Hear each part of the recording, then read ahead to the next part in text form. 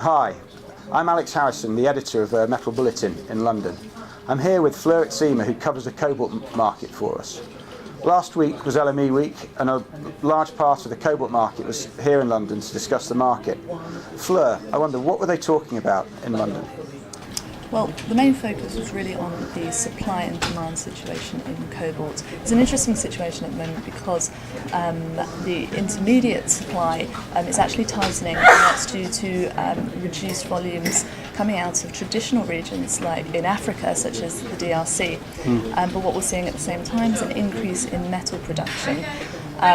This includes companies like Sumitomo Metal Mining, which is going to be increasing its own metal production to 4,500 tonnes, and this is from 3,000 tonnes in 2013. A representative told me last week that this would be in metal form only. Great. And that's a substantial volume in what is, I think, still an 80,000 tonne per year market. Do you think there's demand for this new metal? Well, that is unclear at the moment, but the market in general, the whole complex, is actually in surplus, but there is growing demand, particularly in the battery industry.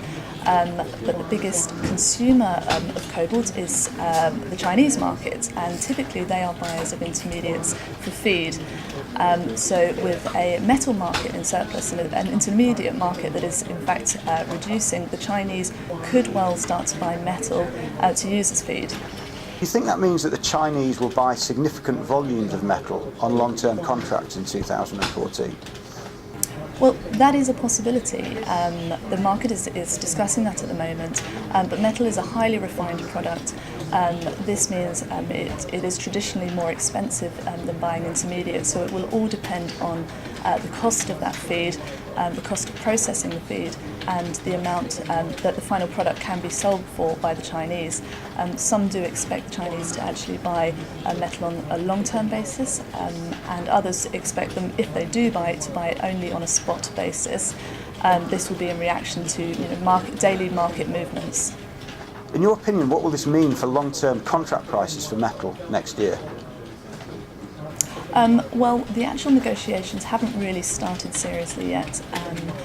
Last week there were some discussions between mining companies and some of their customers.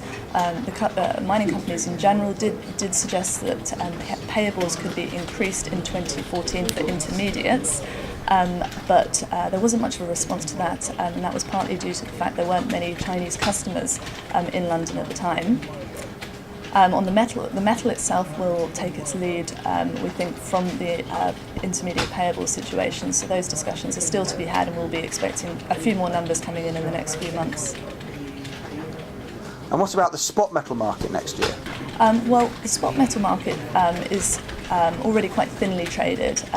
More producers have been moving their sales onto a long-term basis.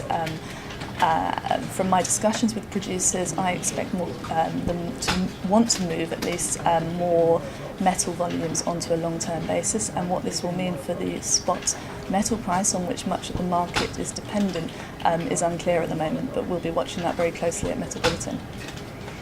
Thank you, Fleur. This is Alex Harrison and Fleur for Metal Bulletin here in London.